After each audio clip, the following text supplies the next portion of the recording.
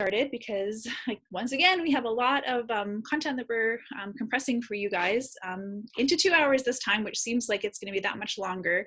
However, it's going to go really quickly. So let me introduce myself really quickly and our herbalist today before we get going. So my name is Dion Jennings. I'm a community herbalist currently based out of Winnipeg, Manitoba. My passion for herbalism is connecting plants and people and teaching and educating and engaging people in terms of how to grow their own medicine, how to make their own medicine, how to have their own sovereignty around their herbal medicine.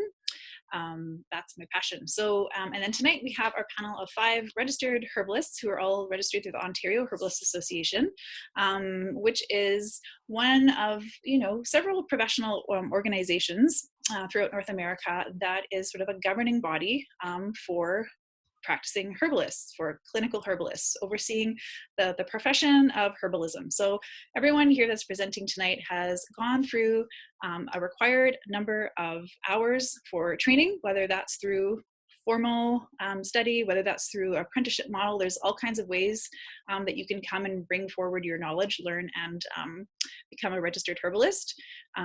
They have to complete a set number of clinical hours as well, that is working with plants and people together, and continuing education as well. So we're lucky to have that perspective tonight. And the cool thing about this evening will be everyone's going to present their herb. We're going to talk about it in more detail, and then everyone else is going to have the opportunity to weigh in and comment on that as well in terms of their experience with it, their usage, and what they'd like to offer as well. So that's really cool. 5 different perspectives on plants this evening.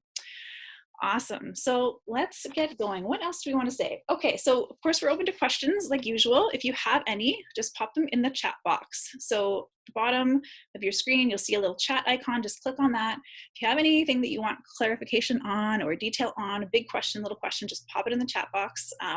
We'll kind of address them as they go if they're on topic. And if there's any kind of bigger general stuff, we'll address that at the end.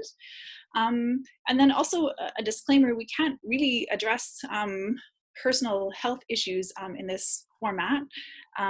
So there's going to be some questions that come up and we might be like, well, that depends. And that depends will always be, you might need to see a practitioner. So we're not giving any health advice this evening. We're not diagnosing. We're not prescribing anything. Herbalists are here to educate. And that's what we are good at and passionate about. So welcome. Thanks for being here. Okay, let's get to our herbalists. And we're going to start with Abra Arneson this evening. So Abra is a clinical herbal therapist. She is currently working from home in Gatineau in Quebec. Normally she practices out of Ottawa and hopefully will return there soon when we're all able to get back to work. She's the author of The Herbal Apprentice and offers a class in herbal apprenticeship. Hi, Abra. Why don't you share with us what you'd like to express about adaptogens today, or how you kind of define them, or what your philosophy is around them and their use? Like, what's an adaptogen? Okay, so an adaptogen helps you adapt. That's sort of the classic expression, but I use it a lot in convalescence and when people need to rebuild themselves after a period of uh, long-term chronic health, or life situations that kind of just overwhelm them and blow them away, and they have to bring themselves back. Or I also use adaptogens when people are approaching difficulty. So, for example, someone's getting married and they're really stressed out about getting married, or they're getting divorced and they're really stressed about getting divorced, or anything that's pushing them. I worked with an actress once, and she was on this long run, and she was doing matinees and evening shows in theater, live theater. So we were using lots of adaptogens during that time to help her through that period of time. So that's where I use a lot of adaptogens, those kind of situations.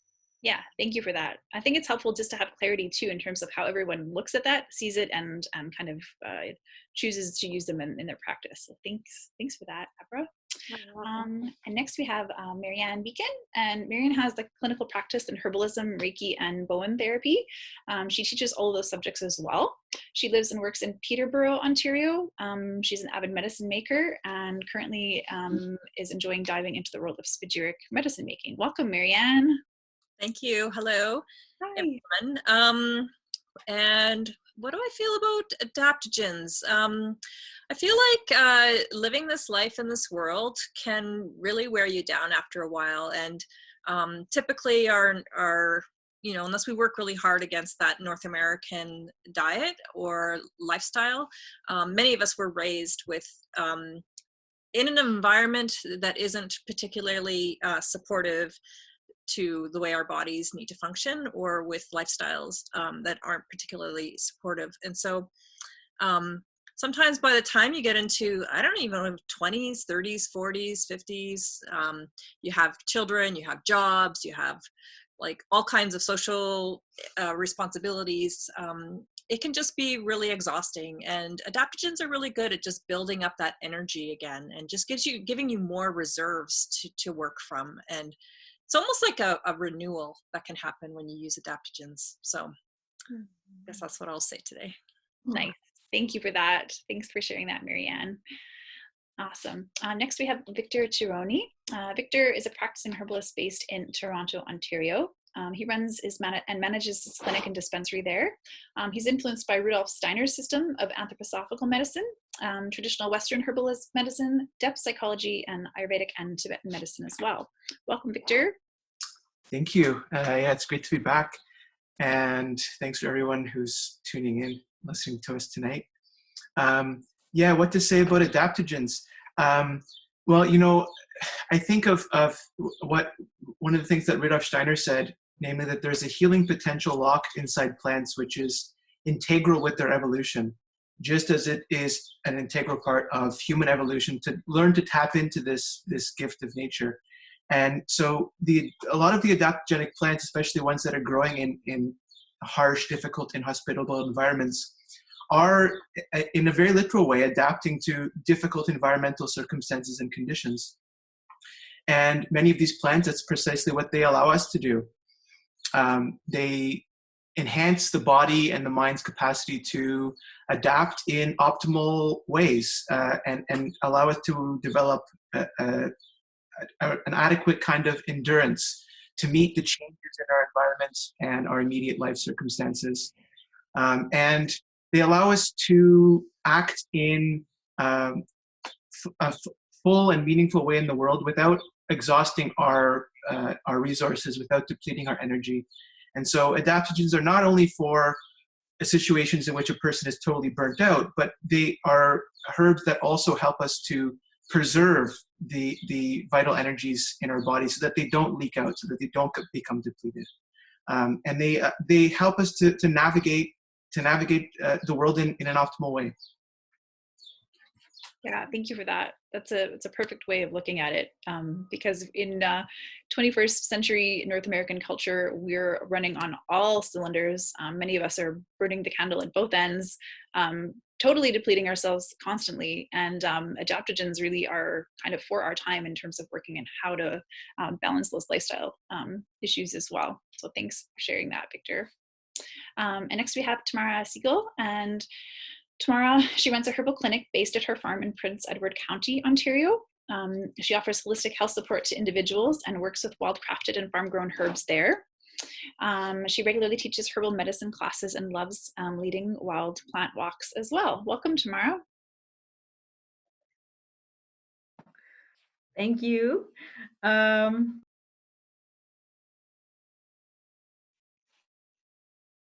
Oh, what happened? Did we lose her? Oh, we may have lost her.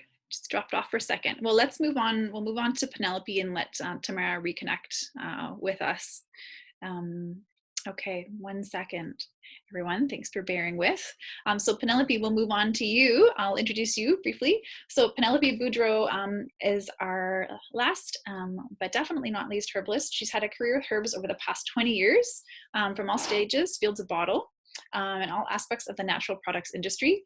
She's the founder of Ginkgo Tree, where she facilitates the Ginkgo Tree Herbal Course and Apprenticeship Program, nurtures an at-risk United Plant Savers Medicinal Botanical Sanctuary, and is also home of Back to Your Roots Herbal Retreat. Welcome, Penelope. Hi, thanks. It's great to be back. I was just thinking that during this time, everyone's going to be thinking at some point, what were you doing during COVID time? And so for me, for myself, for my mind, for my heart, I've been working hard on my kitchen garden. So I can see that you guys, many of our attendees, obviously you guys are delving into herbs, which is wonderful. And it's a great way to spend your time and something you'll never, ever be sorry that you're doing.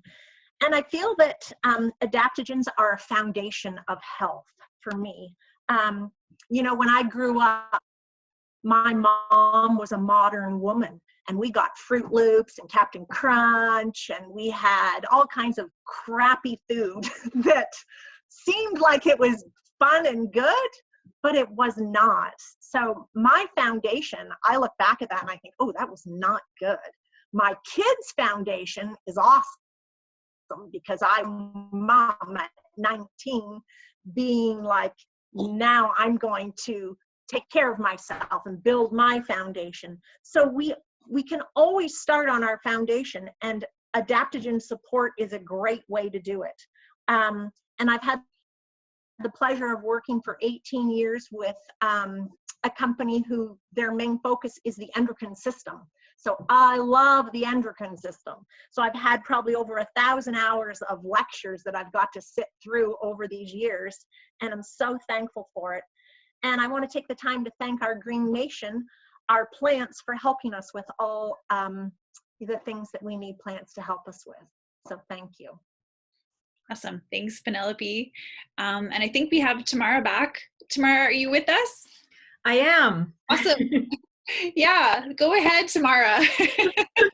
Thank you. Thank goodness.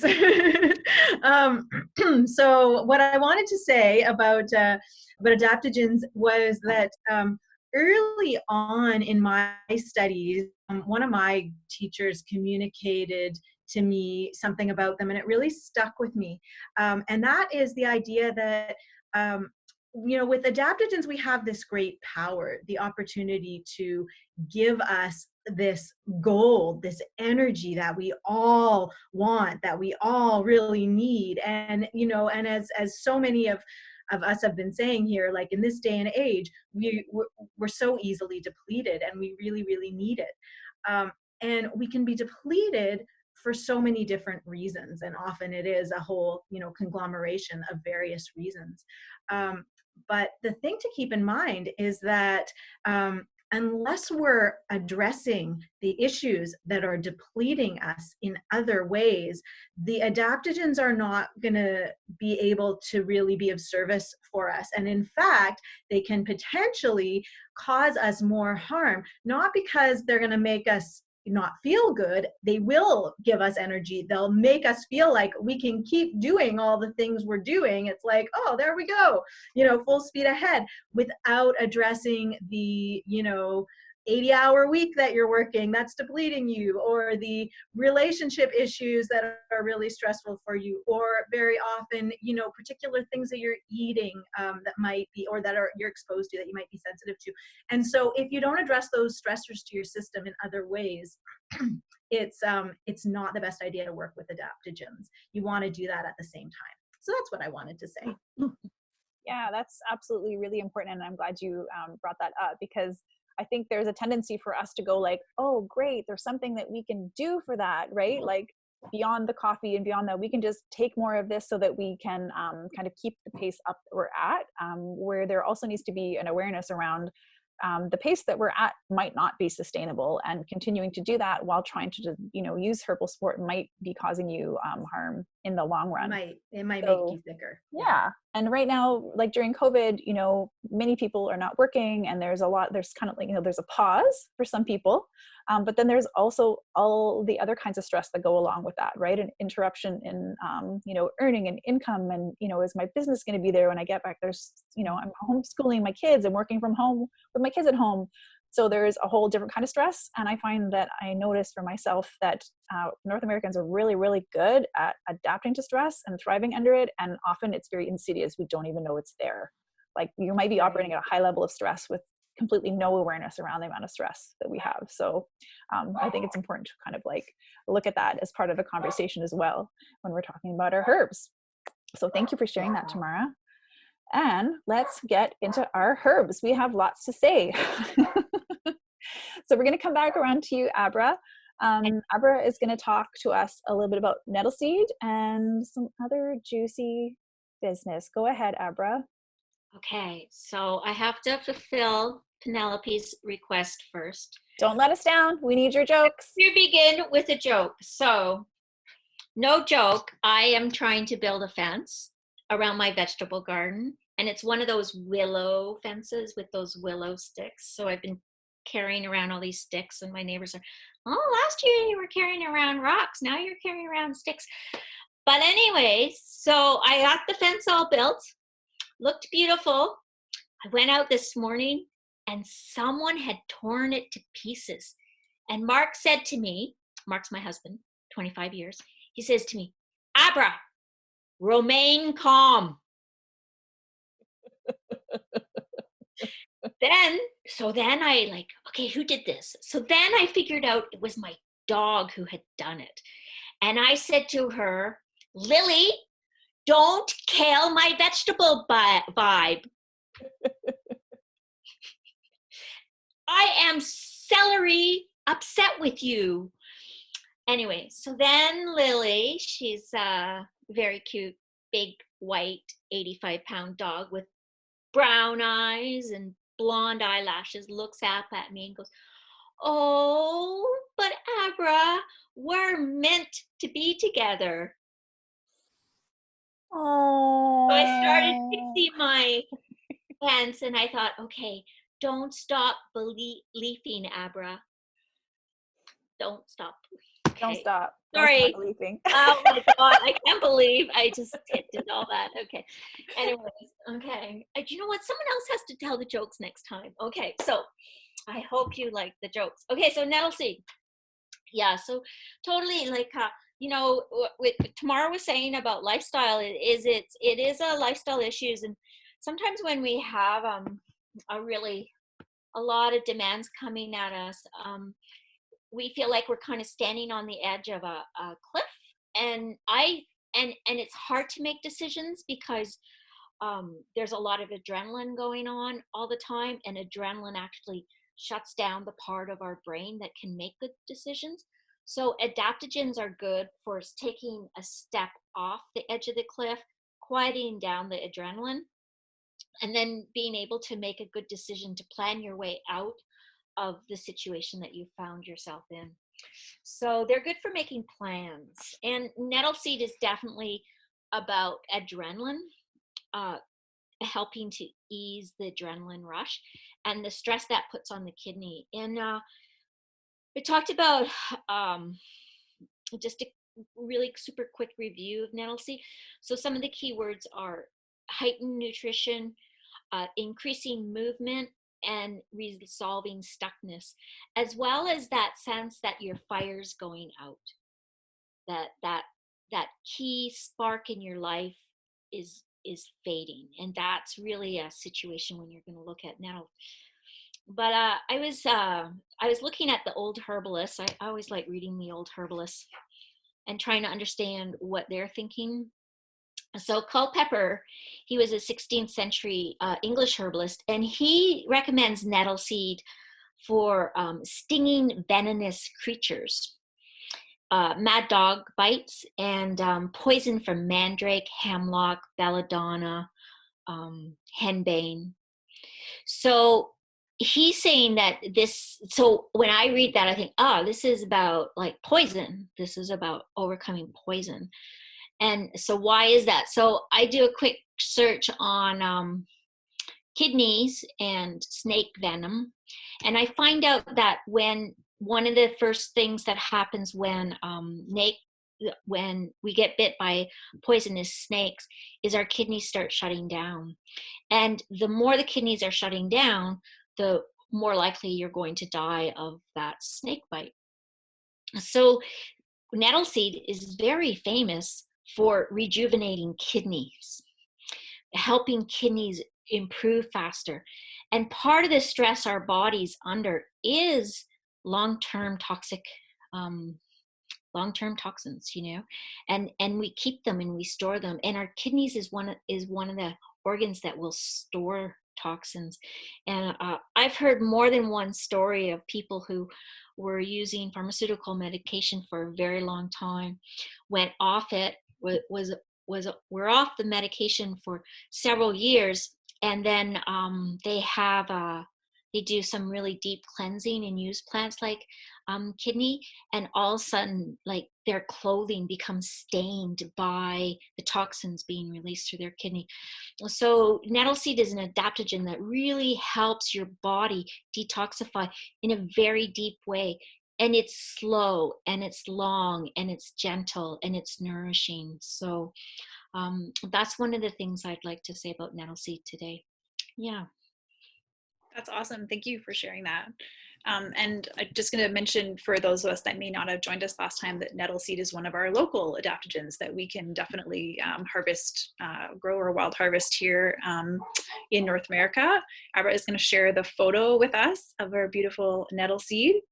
And let's kind of just move along while we're having a look and just see what everyone else wants to contribute to the discussion on nettle seed. Marianne, did you have something you wanted to share? Yeah, I just wanted to share a personal story with nettle. At this time, it wasn't particularly the seed I was using, but I think it conveys some of the meaning of the story, of the use of it. So when my daughter was about 2.5, there had been a number of things that had gone on, and I was at a point where I was just so utterly exhausted. I was completely burnt out. At 3:00 in the afternoon every day, I was like crashing out. I was falling asleep at 7 at night. I was waking up exhausted. I just was like dragging my butt all the time. And at that time, I was working with a herbalist who said, why don't you just try some nettle? And I drank a liter of nettle every day. And at about 2.5 to 3 weeks, you know what? I just started noticing that, like at 3:00, I'm not like crashing out again, and I'm able to stay up later. And when I wake up, I'm feeling, actually rejuvenated. And, that was after quite a while of being that way, being exhausted. And it didn't actually take a lot. When you think about it, like 3 weeks of time of committing to taking like a liter a day of the tea, was so restorative, and I will always remember that. I just wanted to share that story. Yeah, that's huge. That's really quick, right? For someone who's been experiencing prolonged periods of stress, burnout, exhaustion, like one would expect that it's going to take some time to kind of build and recover from that. So yeah, and when you have a toddler, you got to kind of keep up, right? Yeah, thanks, Marianne. Victor, did you have anything you wanted to share about nettle seed? Well, I guess just a few things that, nettle is really great for clearing toxic accumulation from the body. In Ayurveda, they would call this ama. And so it's toxins from undigested food or from a kind of a contaminated environment. It can help us clear inflammatory skin conditions as well. And one of the ways that they think about it in Ayurvedic medicine is that it helps to rebuild or rejuvenate what they call ojas. And that's kind of like the essence of the vital fluids in the body. And it's what gives us strength and endurance and the force that keeps the tissues healthy. And so nettle is one of the plants that comes into play when we're thinking about working on that level with a patient. Awesome. Yeah, thank you for sharing that as well. Tamara, did you have something you wanted to contribute for nettle seed? Yeah. I've worked with nettle seed quite a bit, and over the last couple of years, I've been working a lot with pregnant women and with fertility and like postpartum stuff. Not exclusively, but I've done a lot of work in that area, and I have seen nettle seeds be really, really supportive for women in pregnancy when they are getting low energy, when they're not able to get enough nutrients, when they're needing to work and keep going on with their lives, but they're feeding too, and they're they just don't have the same stores of energy as they normally do. And in pretty much every case, it's just the results are so, they're palpable, like pretty much immediately. I think that that, like Marianne was saying, you can work with the nettle leaf and the same thing will happen. But with nettle seeds, it seems to be more directly geared towards the adrenal glands and the kidneys, and it seems to work really quickly. And because of that, it's potent. And so I've also seen, and I think Abra mentioned this last time, it can be too stimulating. It can easily be too stimulating for people. And so what will happen is that you'll feel like you've had too much caffeine or something. You feel all, and so I always suggest, like often the form that I would give nettle seeds in is just as the dried seeds, and you can just take them as a food. And I suggest just taking a tiny amount, like a pinch, and sprinkle it on your food, or take a little bit on a spoon, maybe with some honey or something. Try that and see what it does. And if you don't notice any effect, you can take more, up to about a teaspoon, let's say. But if you notice that's stimulating, then first of all, I use that as a gauge to determine, like, wow, your adrenals must you need this, but you need to take it in a low amount. And then, yeah, that's the other thing. You need to take it in a lower amount. So you can play around with it and figure out the right dosage. That's what I wanted to say. Awesome. Yeah, thank you for that. Penelope, did you have anything you wanted to add for nettle seed? Sure. I really loved what Abra said when she was speaking on nettle seed, how it helps with making plans. And I think it's important to get to the stage in life where you can say no to things as well. Mm-hmm. That our lifestyle, like I was always a yes girl, yes to everything.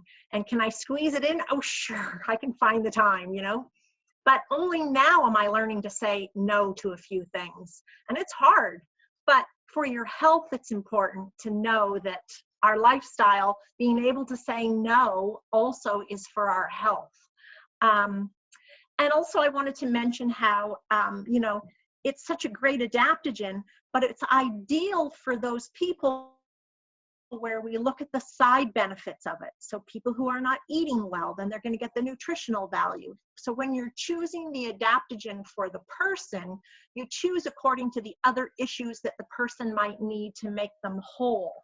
Maybe someone really needs to detox, so then that would be great. And if they've never done a detox, it would be a great one to use just for that purpose. So getting the big picture of the person, and your herbalist and these herbalists will ask all those kinds of questions, and you can even do that with yourself. Figure out what are all your areas that you need to work on, and you choose your herbs to help the main issue, but then all those little issues that you also need assistance with.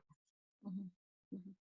Awesome. Beautiful. Thank you for sharing that. I totally agree about learning to say no, because most of us have a lifestyle that we can't actually sustain. And if you're a yes person, you're saying yes to other people and you're saying no to yourself a lot, in little ways. So thanks for that, Penelope. Thanks for offering that perspective as well. I think we've answered most of the questions related to nettles. I know someone had asked what form is best to buy if buying from a health food store, and you're probably never going to find nettle seeds in the health food store. I'm just going to say, unless any of you guys have ever seen it, but I've never seen it available commercially. This is one of those like wild harvest, get them while you can kind of a plants. Would you all agree? Mm-hmm. Yeah. Mm-hmm. Okay. Perfect. Thank you. So do you have any questions? It's a herbalist plant. It's a herbalist plant, right? Yeah, it's like this is like a secret, and the commercial health food industry hasn't caught on to it yet, and so you're not going to find it even in the bulk herb bin. Cutting edge herbalism from like the 16th century. Yeah.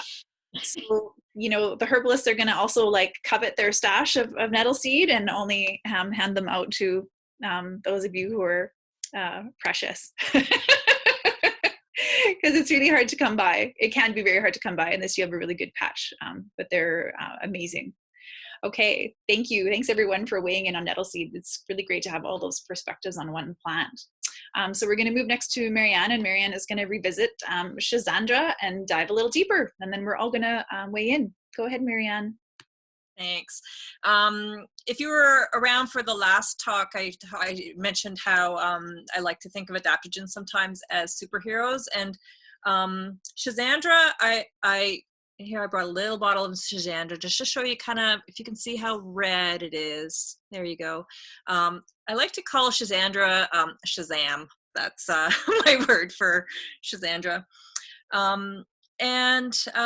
I really like Schisandra because it touches in on so many areas of the body, and it's a herb that I use if I feel like somebody's got a lot of different health concerns in a lot of areas. I will consider this because it touches in on the liver, it supports the kidneys, it supports the heart and lungs, it supports the nerves, and the immune system, and it has effects with the metabolic system as well. So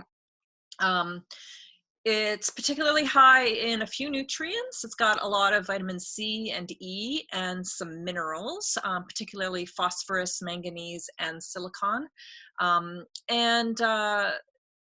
Yeah, so in particular, I find it's useful if somebody has liver issues. It's hepatoprotective. And what this word means is it's protecting the liver from damage that could be continuing to happen. Sometimes we can't exactly stop the thing that is causing damage to our liver. And if that's the case, whether it be pharmaceutical drugs, or maybe there's an issue with some addiction, or we're exposed to chemicals at work or something like that, this herb will help to protect the liver even though there's ongoing damage. But then it's also regenerative, so it's regenerating liver cells, and it's a strong herb. It can be useful even for cases of hepatitis. With regards to the kidneys, it really helps to support the kidneys and the adrenal glands. It's for frequent urination. It helps when there's too much liquid coming out of the body in sort of any capacity, through sweat, through discharges, through urination, diarrhea. Anytime there's like too much liquid going out, this herb will help. For heart and lungs, it will normalize the blood pressure. So this is something that's really cool with a lot of herbs. They have a normalizing effect rather than pushing in one direction. So you can call it like a modulating effect. So if the blood pressure is a bit high or if it's a bit low, it's going to just bring it back into its normal range. This herb can also help improve oxygenation of the tissue, which is great. And it gets used for altitude sickness. So it's going to actually help oxygen get into your tissues better. With regards to the heart, it reduces palpitations, it helps with deep breathing and multiple lung issues. With the nerves, this is going to act like a nervine. It's lowering anxiety. It can help with nightmares even, and some insomnias. But in terms of like how it's going to boost your system, it's going to improve your reflexes, your performance, your senses will get stronger. It helps with coordination, with mental activity, mental clarity, and yet it's going to be calming at the same time. So it's not an overstimulating herb. And then it also helps the immune system when it's being affected by stress. And then as well, it can help with the memory. So you can see there's lots of potential for lots of different people in that way. And then again, for the immune system, it's immune modulating. So you can use it when somebody needs immune stimulation, but it can also be used in cases of autoimmune or allergies where you need to like reduce the immune response. So generally speaking, it's going to improve like fatigue. It's for improve your endurance.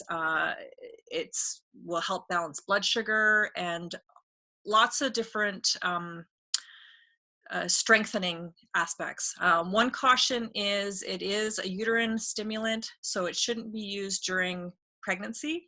It can be used, obviously you need to speak with your herbalist and your midwife or doctor, but it is oxytoxic during pregnancy. So in some instances, people will use it during labor. So not for pregnancy. And be cautious if you have a lot of heat in your system. So rashes, or if you have like a cough coming on at an onset of an illness. Awesome. Yeah, thank you for that. That's an amazing plant where you're just like, I can see so many applications for that. Like, there's so many good uses for that. So let's just see what everyone else wants to contribute to Shizandra. Victor, do you have anything you want to say about Shizandra? Yeah, so Shizandra is a herb that I use a lot, and it has a myriad of uses. We could really do a whole webinar on Shizandra. I see that Shizandra helps to develop the primary energies of life, and so it helps to, like I was saying in the intro, it helps to secure vital energy and prevents it from leaking out of the body. And in the Chinese herbal tradition, they say that it secures the primal qi. And the primal qi is the energy that we're born with, the most basic vital energy that we inherit from our parents. It's not energy that we can acquire. And so Shizandra helps to anchor that energy and prevents it from getting disturbed or from leaking out of the body. One of the things that I find Shizandra very useful for is a lot of issues like neurosis, and it has a history again of being used in Chinese medicine and also in Russian herbal traditions of working with neurosis, with schizophrenia and psychosis. Shizandra, it helps to improve sociability and reduces emotional tension and disharmony. And many people have found it useful in treating ADD and ADHD. And we've heard a little bit about how it can help to improve concentration and the capacity of attention. And it also helps to improve coordination. It can really help with coordination. It can help with forgetfulness and absent-mindedness, and to generally reduce irritability. I guess one last thing is that it is very useful for people that always feel thirsty and have excessive thirst. And we can think of Shizandra as a remedy that, really helps with managing the fluid metabolism in the body in a myriad of different ways. That's awesome. Thank you. Yeah, we're getting a lot more into like really specific indications and all the juicy herbal stuff. Thank you, Victor. Yeah, and I'll say that one of the combinations when using Shizandra with ADD and ADHD, and there's not a one size fits all, but I found that it does combine really well with hawthorn berries for those issues. Awesome. Thank you. And it's a tasty combination. Nice. Yeah. Nice. Tamara, did you have something you wanted to contribute for Shizandra? I don't really. I'm learning lots about Shizandra. I haven't worked with it much because I can't harvest it. So yeah, I'm listening. Yeah. Awesome. Yeah, lots to take in. Thanks for that. Penelope? Sure. I have a little bit I'd like to add. When Victor was saying about the social ability and helping people to become more social, there's nothing better than a cup of tea to make someone more social. And I actually have added it to tea for adrenal insufficiency. So it's great along with some licorice, oats, St. John's wort, and lemon balm. So there's a nice pot of tea that you guys can make, and just do a teaspoon in a cup of hot water and let it steep for 10 to 15 minutes and enjoy and get your social on.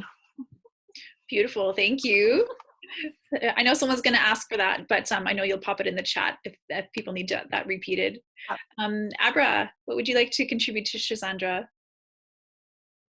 Well, I'm trying to grow Shizandra, and I picked up a plant a couple of years ago, from a Russian man who had this extraordinary garden, and he had all these strange plants, and I went to get some sea buckthorn plants from him, and then he had these Shizandra plants, and I went, oh!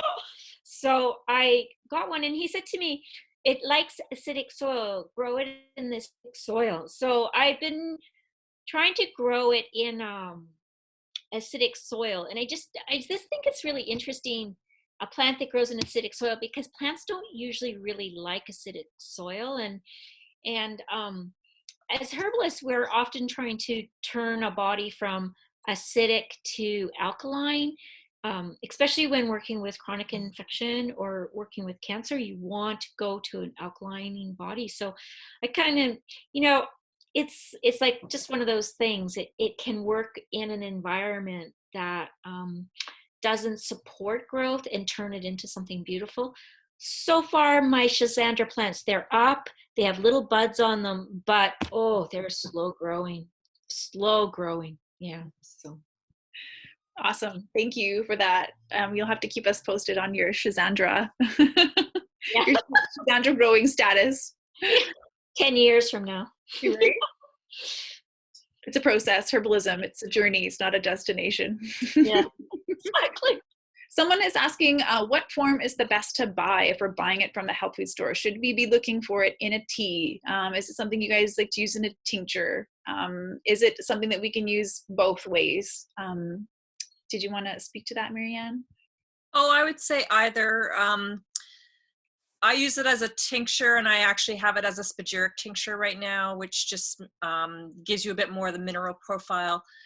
You could do it as a tea. I might have it crushed if you're just going to make it as a tea, or I might consider cooking it a little bit longer as a bit of a decoction. Awesome. Yeah, I like to even just chew a few of the berries and just eat them like that. And I've recommended this for some people that have the problem of waking up in the middle of the night and having to urinate, and just eating just 2 or 3 of the berries before bed can really help with that. And it's an easy way to get the herb in there. That's really interesting because I often use sumac for people who are getting up a lot in the night to pee. So Schisandra, like that connection. Someone was saying there's a connection between Schisandra and sumac. Yeah, I think Tamara was saying that when we were chatting, just earlier before everyone logged on, that she was kind of saw them the same way or understood them a little bit to be very similar. So, well, they have a similar flavor. Like they may not have a similar like be exactly the same, but there is that tangy vitamin C flavor that they both have. And they're both really, they really work with when there's too much fluid that's coming out all the time. And they're both really astringent, right? They help you to kind of tighten up, hold yourself together a little more, I guess. I would say that. That's what I've come to understand about Schisandra, and that's what I understand about sumac. That makes sense. Yeah, thank you. Yeah. Thanks, everyone. And so we'll move on to Victor. Victor is going to talk a little bit further in more depth about reishi, and then we're going to go around and give our 2 cents worth. Go ahead, Victor.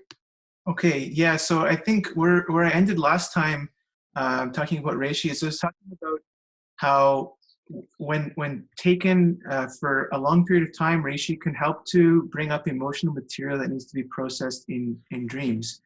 And I was talking about the ways in which these deep-seated paradoxes that we hold within our psyches can be made conscious through the use of reishi. And when they are made conscious, the sources of the underlying conflict can be dried up. And so I just want to speak a little bit more about reishi as a remedy for psychological and emotional conflict, and for when there is a kind of proliferation of dissonance in the inner landscape. And this kind of picture can lead to or be an underlying factor in conditions such as hypersensitivity, asthma, and allergies. And reishi has a long history of being used in Chinese medicine for treating allergies and asthma. And it has been described as tonifying the blood and vital energy and calming disturbed shen. And I'll say a little bit more in a second about what this concept of disturbed shen is. Just a quote from Matthew Becker, who writes on reishi: "Formality and obsessive ritual interfere with physical and psychic inhalation, exhalation. As a result, our connection with heaven and its inspirational forces suffer. reishi can help to restore deep breathing, cellular respiration, and circulation of energy in the heart and lungs. So we have access to both our own deeply hidden truths and the elemental forces. And so, yeah, reishi allows that energy that's stored in the heart and in the lungs, which is the shen, to come to its proper expression. And so, just a little bit on this notion of shen.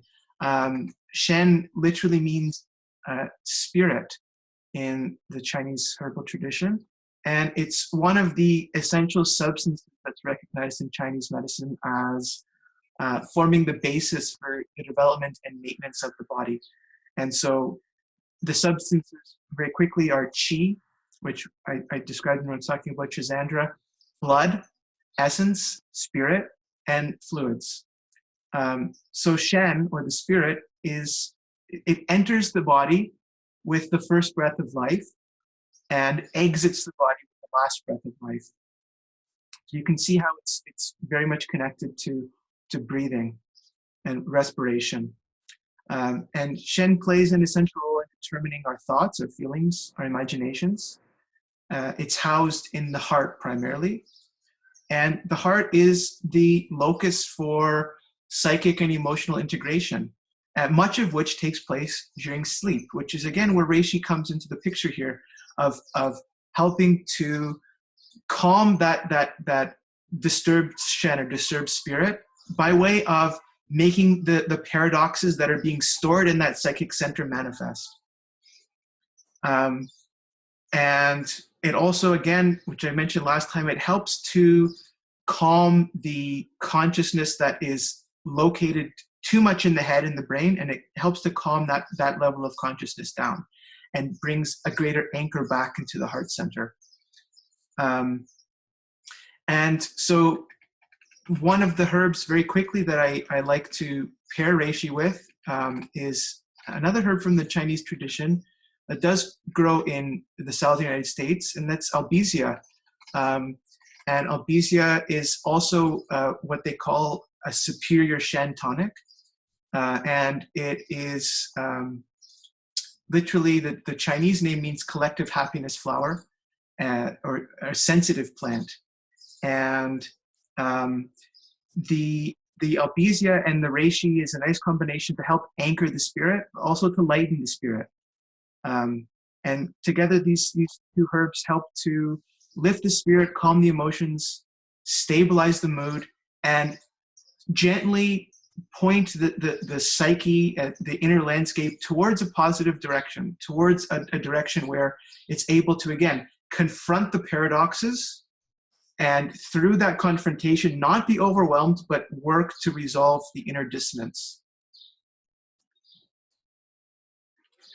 So yeah, that's what I have to say for now. Let's open it up and see what everyone else has to say on Okay, it. perfect, Victor. I know some people are asking, and just a clarification on the spelling of the albizia, if you want to just pop it in there while we're all chatting about reishi. Tamara, did you have something you wanted to contribute for reishi tomorrow? Sorry, my cat was giving me issues. Okay, so the one thing I want to say about reishi is that if we think about the way that it grows, we saw the picture of it growing on the side of the tree. It grows on dead wood or dying wood, on these big these trees, these large dense beings. And and I think about herbs, and I actually teach about herbs a lot in relation to the 4 elements: fire, air, earth, water. And in certain respects, I think of mushrooms as being like the fire element, because they basically metabolize. They burn everything up. Like, they don't burn it, but they break things down into like their base substances. So when we think about reishi on that tree, it will eat. It is eating the wood. The wood from the tree is keeping it alive. And it will only survive as long as the nutrients from that tree are there. And in the meantime, the tree is rotting, it's breaking down, and it's going to become part of the earth again. turn into something else, another plant or whatever. And so, the idea of reishi being really helpful with metabolizing and on a, Victor was talking about how, like, on a mental, emotional level, in your dreams, like, it can help you to work through things that are a part of you.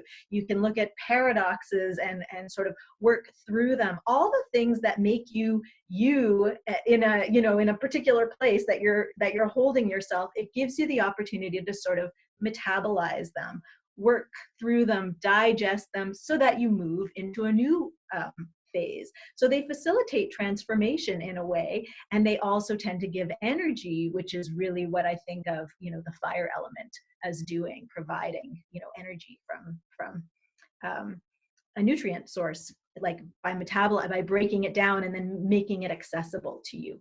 So I think it's helpful to think about the way that plants, and in this case fungi grow in relation to how they work with. I think we all like to do that. So I wanted to point that out. Yeah, thank you. That's a great way to look at it in terms of how it's metabolizing and transmuting things. Yeah, thank you for sharing that, Tamara. Penelope, did you have something you wanted to contribute for reishi?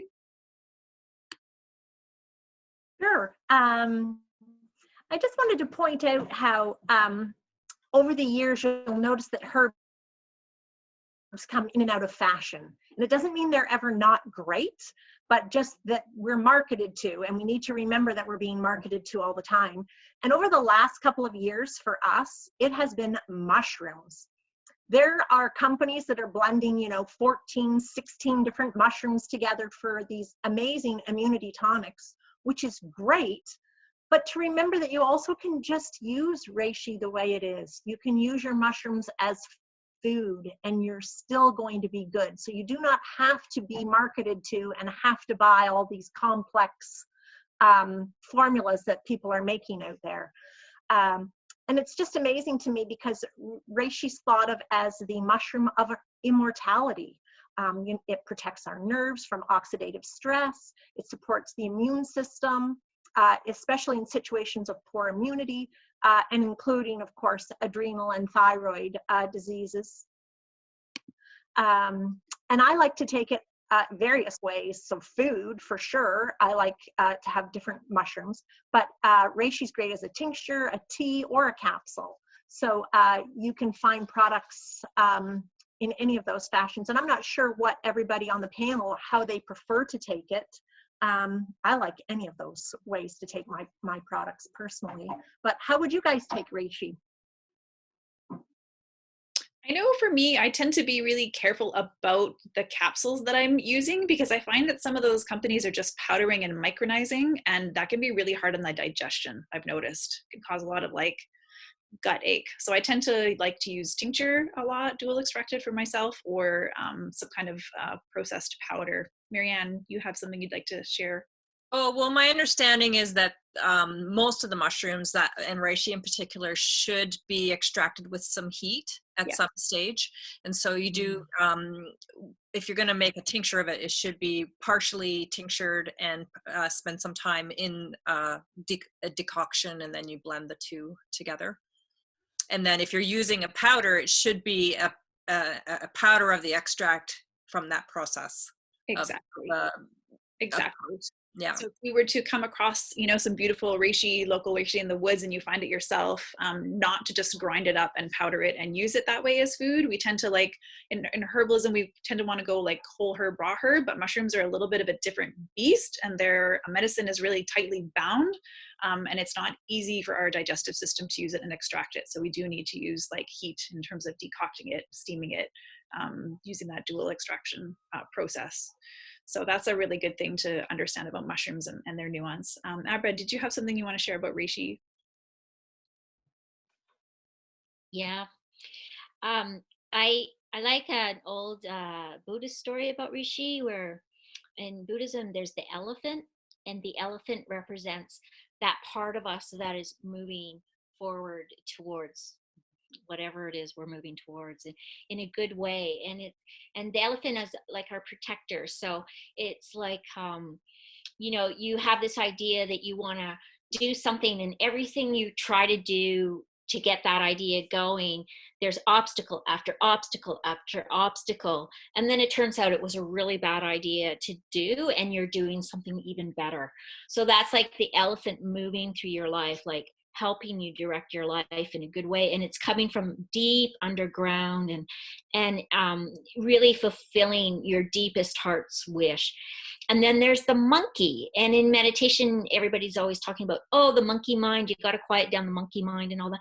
But I personally enjoy the monkey mind. The monkey mind's very sociable. The monkey mind tells bad jokes. The monkey mind likes webinars. The monkey mind likes to talk on the phone to Dion for hours about all sorts of stuff, So the monkey mind is really great because it's fun, sociable. I can't be serious all the time.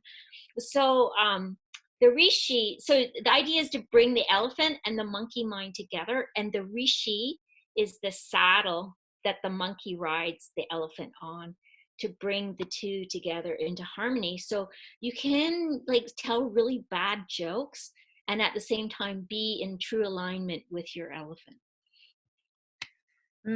I like that. That's beautiful. I love all these different perspectives in terms of how we look at the plant. Thank you, Abra. You're welcome. Did you have something else you want to contribute, Marianne? Oh yeah, like I mentioned about using the decoctions, but I guess what I wanted to say that hasn't been mentioned yet is that all of these mushrooms, and reishi in particular, they're very deep immune tonics. They're really regenerating the immune system and can be used in some, obviously you have to check with, a professional if it's the right combination, the right immune system or whatever, mushroom. But for very serious immune issues, these can be used to generate your immune system. And they can stimulate the immune system, and they feed the deep immune system. And it is probably a good idea if you're going to go on or off you might want to take a bit of a break once in a while, just so that your immune system isn't always being fed, and you have a way of sort of using your own stimulus to have that immune response. And if you're going to go off, if you've been on it for a long time, to kind of titrate yourself down instead of just going straight off, because there could be, I don't know, a bit of a shock to the system. But reishi and other mushrooms get used in cancer and all kinds of really serious health concerns, and that's worth mentioning, I think. Yeah. Absolutely. Yeah, it totally is. Abra, you're saying something? Or you're shifting? No. Yeah, well, Dion knows me well, my body language. She studied with me, so she knew. So just the thing is with, as Marianne was saying, this is medicine.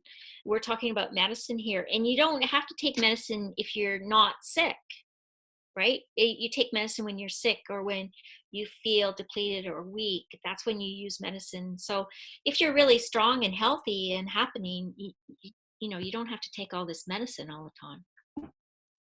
Yeah, good perspective there. Absolutely. So thank you guys all for weighing in with that. I just want to really quickly put in 2 cents worth, and that is because it hasn't been touched on yet, and it's the season, and reishi is amazing for seasonal allergies in terms of if we're talking about immune system, it can do some really magical things if it's right for you. Does anyone want to weigh on why we wouldn't want to use reishi? Obviously, besides that if we're healthy, we don't maybe want to be using it all the time. We don't need to be stimulating ourselves all the time. No, we're good? Okay. I sometimes think of reishi as more of a stimulating mushroom, whereas I might choose a different mushroom if I think someone is really deeply depleted, and I often think of it as more yang than a yin experience. So if I'm looking for something that, especially when I'm working with chronic infection and they're really teetering, I don't know which way they're going to go, I usually avoid reishi and go with cordyceps. I find it a lot gentler and smoother transition, whereas Rishi definitely carries that upward flow energy. Yeah, that's beautiful. Thank you for sharing that. Because I think that's again where we get into that nuance of like, why reishi versus cordyceps, and why not just use 14 altogether, right? I mean, yeah, thank you. Wonderful. So I think that covers reishi for this evening, and we're going to move on to Tamara next, and she is going to get deeper into borage. Go ahead, Tamara.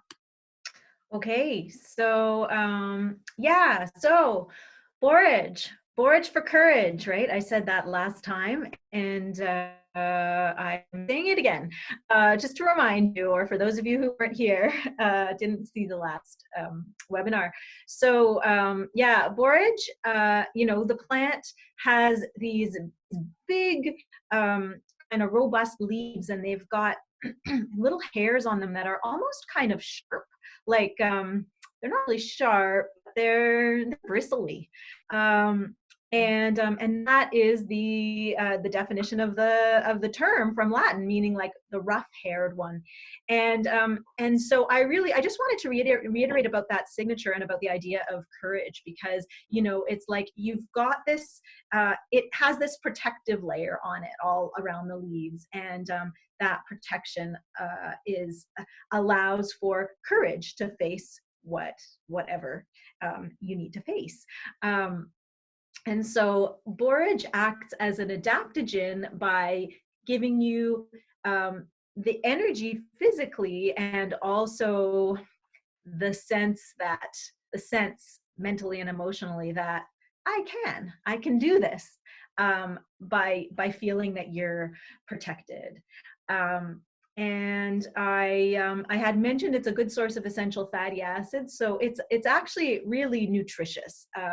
The leaves and the flowers are edible, and the leaves are really a nutritious green that if you harvest them, you can grow it in your garden. You can like pretty much wherever you live, you probably can grow it in your garden, anywhere in sort of the temperate or northern areas, temperate areas anyway. And if you pick the leaves, they'll grow back. If you pick the flowers, they'll grow back, and the plants grow really big. They're quite generous. So they're really nourishing to the soil where they grow, and they're also really nourishing to the body. And in that, they're nourishing in that sense that makes you feel more relaxed, because you feel like you have what you need. The nourishment is there to carry you. I have seen them also be really effective galactagogues. They can help with breast milk production postpartum. So you can use borage leaf tea, which doesn't really have very much flavor, and so you could add other stuff to it. You could put some nettle leaf in there. You could put maybe some lemon balm or some mint, something with some more flavor, and make a really nice nourishing tea that would help to nourish you while you're breastfeeding, and make sure there's more milk production. And it is like I was saying the last time, it is helpful, particularly for people who have been through something. So we kind of are saying this a lot about adaptogens, that like when you've come through an illness, or you've come through a period of particular stress, or maybe you're going through a period of particular stress and you're healthy and you're addressing the stress in other ways, but it's still kind of unavoidable, like you have a particularly tough bout of busy time at work or something like that, then borage can be helpful to just give you a little bit of extra nourishment and kind of more energy by carrying you through that time. But a really important aspect about it is not just that it's going to give you energy and it's going to support your adrenal glands, but that it is a really wonderful kind of tonic for the nervous system. It really can soothe your nerves, and it's a really effective sleep aid. I've seen it be really helpful there for people who they can't get to sleep because they're wound up from their day. It really helps you to let go of that and go to sleep.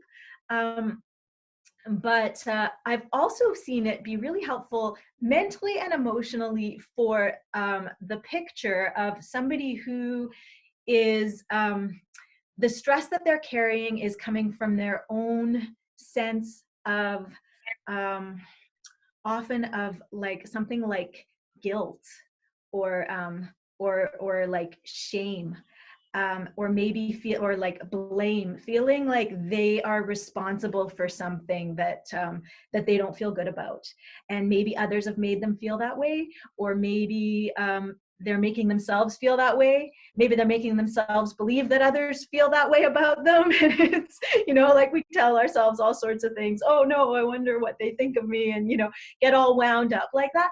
And a lot of their energy every day is going towards that story.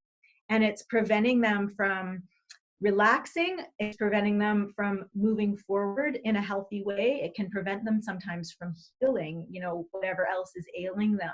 And so that is something that I have seen in my practice, where borage, just taking small amounts, like in this case, I would use tincture, just a small amount, like really like a couple drops, once or twice per day.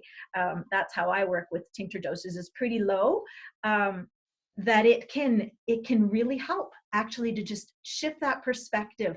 And if it could talk, I think what it would say in that instance is, don't worry about that.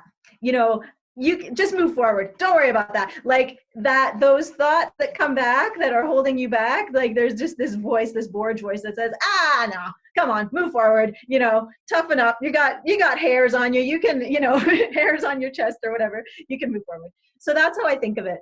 And speaking of hairs on the chest, it is a lung herb. It is wonderful to support the respiratory system and supporting good, healthy, deep breathing, which then helps to relax the nervous system, nourish the system, give you more energy. So I think that's basically what I wanted to say about it. I will say one more thing, actually. It's got a wild cousin, which is called blue weed, Echium vulgare. We don't have a picture of that, but around here in southeastern Ontario, it's also known as viper's bug loss. And so it's got these blue flowers, and like the leaves look a little spiny, and they have some similar properties. And it has another cousin, which is comfrey, which we can grow in gardens, and it's really helpful fertilizer, really nourishing for the gardens, and also supportive for the lungs. But borage is really the adaptogen, considered to be the adaptogen of these herbs. So that's all. Thank you. I'm just wondering, because it came up last time, like in the chat, some people were asking about the pyrolyzing alkaloids. So whether you want to address it now, or we'll kind of like come around to it as we all kind of touch on borage. But some people were like, is this a concern? And then other people were like, what even is that? And maybe just address that. So on that. You know, so the pyrrolizine alkaloids, this is a type of alkaloid present in borage, present in comfrey, present in the plants in that family, and some other herbs too that we use. Its cousin comfrey is known to have the highest amount of them, but borage does have them. And the reason we think about the pyrrolizine alkaloids is because they can have they can potentially, when taken in larger concentrations, be damaging to the liver. And so the general rule of thumb, like with borage, there doesn't tend to be as much concern because it's not as high in the pyrrolizine alkaloids compared to comfrey. But generally, if you're using some of the, like you're working with just the leaves, you're not working with the root, they have fewer of these alkaloids, and the flowers have even fewer. The alkaloids don't, I'm really big on making herbal vinegars. It's a really good, like, homey kind of herbal, like, power to the people thing to do, but I wouldn't encourage doing that with borage leaf, because vinegar will pull out alkaloids more than water, let's say. So tea is a good extracting method to avoid the pyrrolizine alkaloids. And then alcohol extracts more than water does, but I still like to use tincture just in a lower percentage. I often just use about 40% tincture for borage, maybe 30 to 40%. And I just keep it in mind if I'm working with somebody who has a compromised liver, then I might think of a different herb. But otherwise, and a compromised liver, I mean, like you've had, hepatitis, or you've got like some serious, like you've got like liver toxicity. We all have that. That's okay. But, like seriously compromised liver. Other than that, I'm not so concerned about them. But, and also, like at 2 drops a day, that can be taken over a long period of time. But if you're having the tea regularly every day, then it's probably good to take breaks every now and then, every few weeks or so. Yeah, that's what I would say about those. Yeah, thank you for speaking to that, because it's important to understand that yes, it's in the plant, but it varies in different parts of the plant at different times of the year. Different things will extract those components. So there will be higher amounts in certain kind of preparations, or maybe we'll want to avoid those and focus more on others. And then also speaking to your dosing, right? Because we're talking 2 or 3 drops. We're not talking a teaspoonful, from what I understand. Right. Okay, perfect. Thanks for that, Tamara. Penelope, did you have something you want to contribute to borage? Yes, thank you. Really interesting, Tamara. Thank you for sharing. I found that when I first started working like 23 years ago or something at Faunus, that borage was one of the first plants I worked with. So I got to plant her, plant the rows of seeds, and I weeded her all summer, and then I got to harvest her. And it's like you build a relationship with certain plants. And the moment Tamara started talking about it, it's like I can smell it when I'm picking it. I can feel it. It makes my heart feel good. And so it's neat how we can grow plants and build this relationship with them. And just having her speak of it reminds me of, oh, I should take some of that. I need to, revisit her because I haven't seen it in a while. And also to know that you can use it as a pot herb, the leaves. And the leaves can be used in salad. So you just wouldn't be eating copious amounts of it, obviously. But it's just great if you are making a wild salad. And also it's delicious in a iced tea in the summer. It's really refreshing herb. So, and it's so beautiful. So to have one to add into your vegetable garden or in your herb garden is wonderful because you'll use it as food. It's so beautiful. Plus you can make medicine. So really would like to encourage you to get to know this plant this summer, maybe. Yeah, it's a beauty. Thank you. Penelope. Abra, did you have something you want to share for borage? Yeah, a couple of things. One thing that I like to watch the plants, how they're growing, what's going on with them. And one of the things, I always have spiders on my borage plants. And I'm always curious about, like, what is this relationship between spiders and my borage plant? And I don't have an answer for that. I'm just like, what's with the spiders, So anyways, but one time I had a client, and she was a very introverted woman, quite shy, very gentle person. And she had married into a family, and she'd married a man who had five boys, and he was a widower. And his mother had been raising these boys, and all of a sudden she's in the house, and it was not going well for her. She felt a bit like completely overwhelmed, and a really difficult time laying down some boundaries. And so I gave her borage for courage, and a month later she came back, and the whole situation for her had been revolutionized, and she had a whole new relationship with her mother-in-law, and the boys were listening to her, and she had a room of her own in the house that she so needed. So it's a really interesting plant that way. It will really help people set up their boundaries, say no, and move forward and get what they need to be well, right? And a lot of it, that again goes back to those adaptogens. It helps us. They help us find what we need to be well. So yeah, Beautiful. Oh, and they're really cute. The flowers are really cute in ice cubes in the summer. And so like my brothers who like to ride motorcycles, when they come over, I like to give them borage flowers and ice cubes and gin and tonics, and they kind of think, oh yeah, you haven't changed. I like it. Thank you, Abra. Marianne, would you like to share something about borage? I guess what this comes to mind is because those flowers are so beautiful, it just makes me think of flower essences, you know? And this is a very real opportunity for a potent yet gentle medicine that's you know, relatively easy to make or relatively easy to find. And even though you're not getting like the same quantity of the constituents that you would get from an extraction of a tea or a tincture, you're going to get the energy of that plant.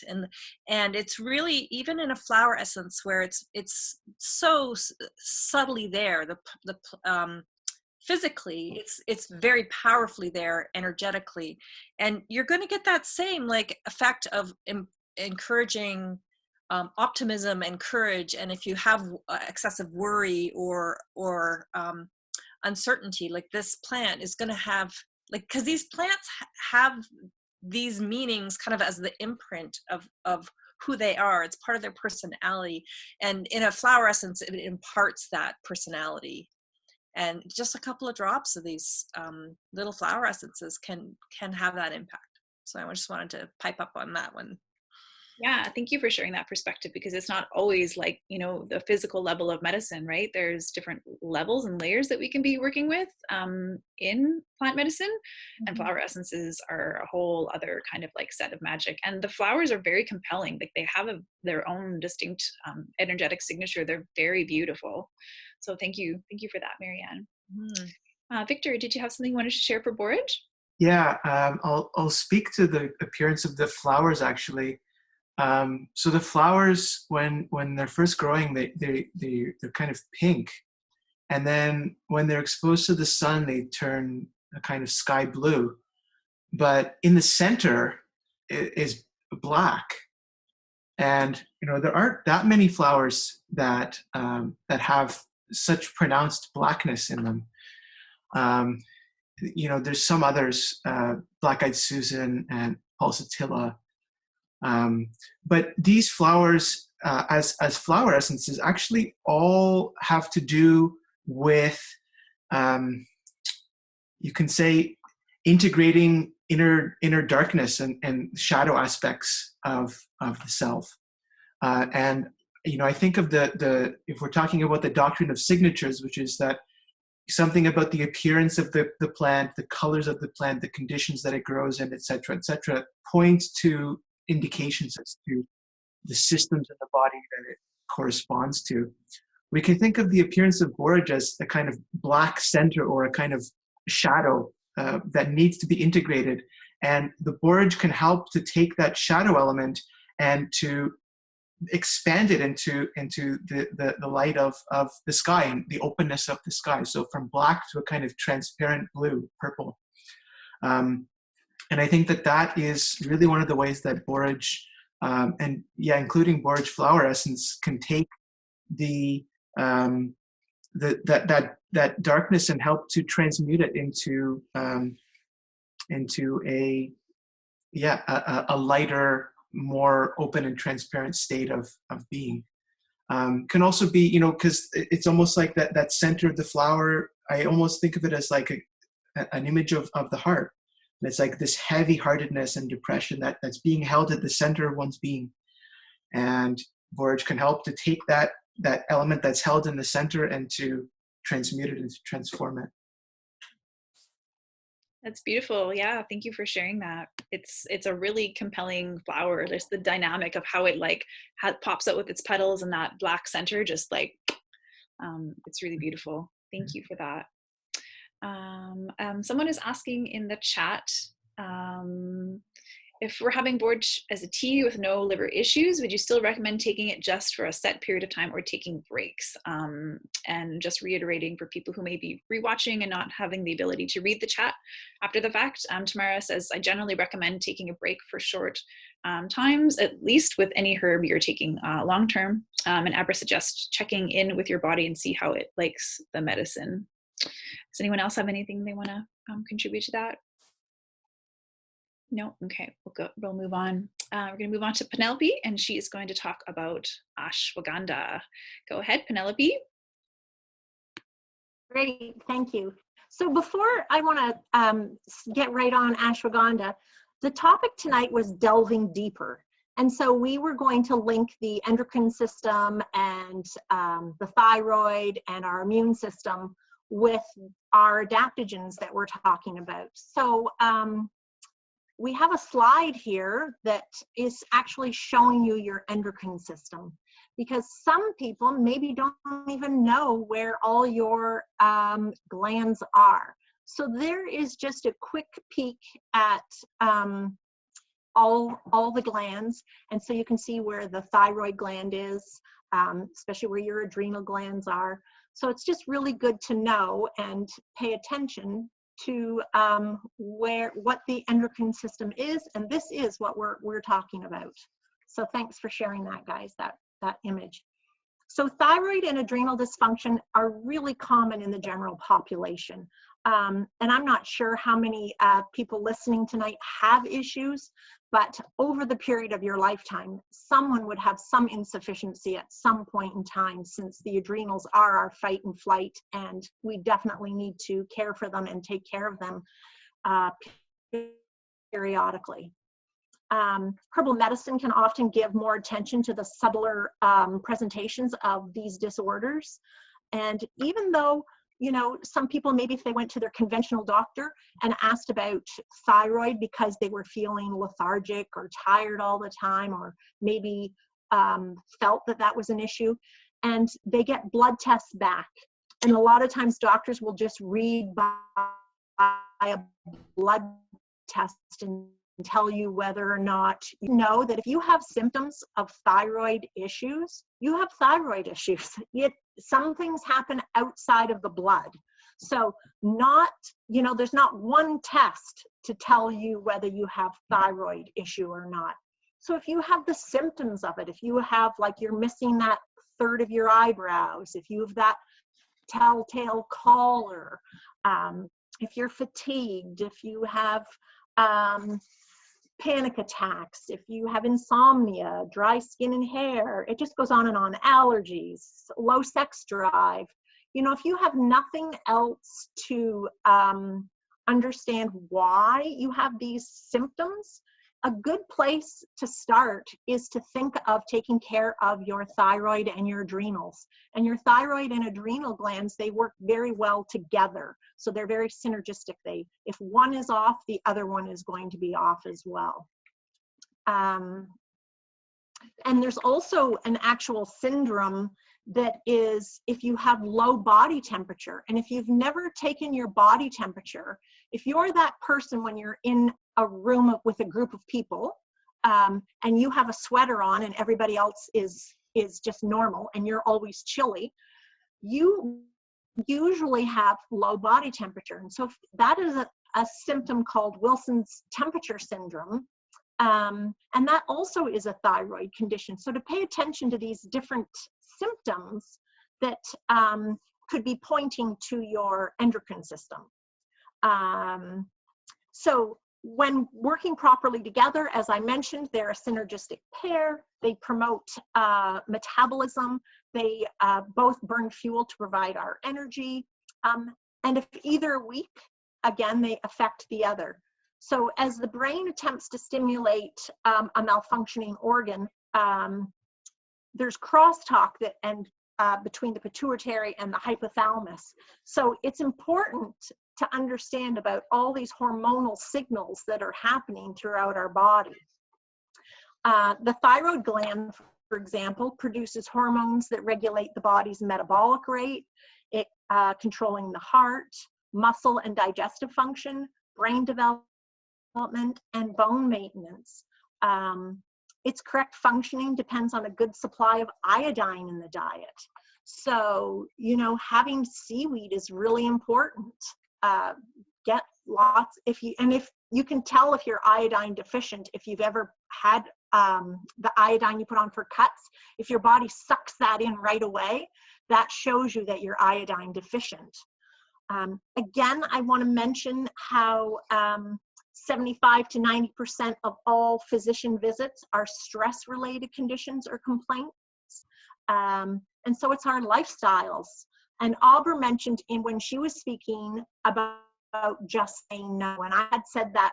So we really need to make sure we pay attention to our lifestyle and that we're not overdoing things. And to note that stress contributes as well to obesity, diabetes, heart disease, high blood pressure. It just goes on, and premature aging, of course. So adrenal insufficiency or fatigue in all its mild and severe forms is usually caused by some sort of stress, physical, emotional, psychological, environmental, or a combination. And social isolation actually has a real impact on us now. So it's a really good time that we're doing this talk. Adaptogens are generally non-toxic plants that traditionally help the body to resist stressors of all kinds, emotional, physical, or chemical. And it's a foundational component of herbal approaches. So herbalists will do that, again, as that foundation of people. And generally, they've been used for centuries in Chinese medicine and Ayurvedic healing medicines. But it's a really great thing for you to include in your life daily. Or, sorry, not daily. You can take it daily if you're taking, say, ashwagandha, for example, but taking your breaks in between when you need to have breaks. So generally what I'll do is when I'm healthy, I like to feed a system. So if I was going to feed my adrenal system, for example, I would just do that for a set block of time, maybe 3 weeks. And then I would take a break. And then maybe in a little while later, then I would do maybe thyroid. And just always thinking of my body, keeping it healthy, keeping the foundation strong. So when I wanted to speak about ashwagandha, this one, again, it's important to note, is calming, whereas most adaptogens are stimulating. It has a direct effect on the thyroid, which is really great because there's that added benefit of an adaptogen that is helping a thyroid issue. So if you saw you had a collar, or you had, a third of your eyebrow is gone, then, you might note, oh, I want to take something that will also assist with my thyroid. And it's specific for stress and adrenal disorders associated with high cortisol levels and poor sleep. Specifically for those people who fall asleep easily, but then you wake up around midnight or 2 in the morning and you're kind of wide awake and can't fall back asleep again. And then some people, even they get their very best sleep just before they wake up. And that there is an adrenal symptom. It's also specific for weakness, fatigue, poor stamina, and for anxiety. Anyone that has the jitters, that's a really a good herb for that. Also, insomnia with hyperthyroid patients or perimenopausal. It's also wonderful with treating patients that are recovering from prolonged stress. So anyone that you know that is going through like years, some people have years, their whole life is one big stress. So it's important that they really get some nourishment and to be taught lifestyle skills as well, not to forget, because that's important to make sure that we learn how to take care of our lives so that we don't need these herbs all the time. It also has a real benefit of enhancing memory and mental function, which is really great for our elderly patients. It's used in Ayurvedic medicine as a rejuvenative tonic, general debility, and especially in convalescing and old age. And it's for bad dreams and memory enhancer. And again, I just wanted to point out last time we had this talk, mentioned how it's a herb that can be used throughout your lifetime. It's safe and effective for children, adolescents, for women with even baby blues, for men, for having stronger, faster swimmers, not a higher sperm count though. And of course for our convalescing old age and weakness people. So it really is just one of those herbs that I just love. And it's even safe enough to be used with antidepressant medication. So that's a huge one. Actually, that was Dr. Tierra Lodog who I heard that from, and I thought that was a really good one to know that there's a safe herb with antidepressant medicines to use. So that's all I have to say new and improved on ashwagandha. Thank you so much for listening. Wonderful. Thanks, Penelope. There's so much we can share about this herb, and we're going to. But before we keep moving around to everyone else, someone is just asking, what's the best form to take ashwagandha in? And just clarifying, are we speaking about ashwagandha root, just before we get any further? Yes, we're talking about ashwagandha root. And I tend to take ashwagandha in powder form. And I have it in capsules. We actually have, I have a blend that we make, ashwagandha, catnip, pulsatilla, and melissa. Wow. And that's a really lovely blend. And that's just 1 to 2 capsules twice a day, just a nice stress easing formula. And that again is in capsule form. But then I also add it, as I had mentioned last time, in my smoothies as powder. I keep a jar of it in my smoothie basket, and I will add that as food into my smoothies. Wonderful, thank you. So we're going to move around and have everyone speak to ashwagandha, but since we're on the topic of usage, Abra, I know that you typically tend to teach a fat-based preparation. Do you want to speak to that a little bit before you get into your ashwagandha? We have a little bit of time, so we can probably do about a few minutes each person. Okay. Yeah, I love this plant. I use this plant a lot, and yeah, it's one of the few plants that I use that comes from off North America, and I'm very picky about that, not using plants that come from another continent. And it's one of the, there's really 2 plants that I use in that category, and ashwagandha is one of them. And so when I'm working with people in recovery, it's very difficult because I work a lot with alcohol-based medicine with tinctures, and I can't use the alcohol in. I can't even often use flower essences because there's brandy in them.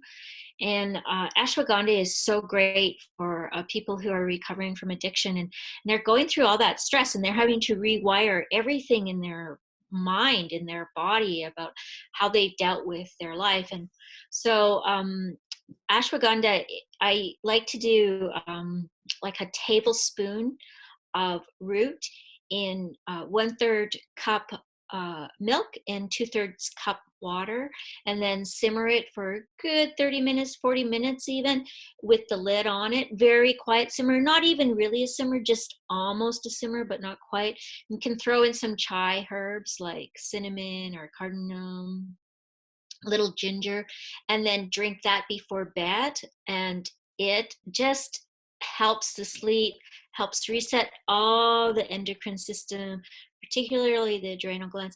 And also, because the sleep is refreshing and renewing, you wake up feeling good, and you're not just waking up like, oh my God, like I got to get through another day and I don't know how I'm going to do this without my old habits following me behind. So I found it very, very useful for people in recovery.